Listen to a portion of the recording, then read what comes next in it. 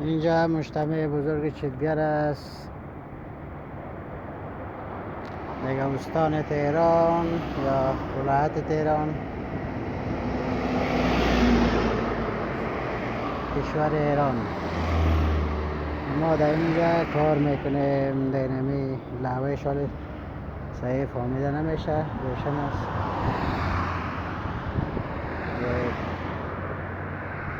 تقریبا شاید حدود 2,000 و 1,000-2,000 افغانی خود اینجا کار میکنه.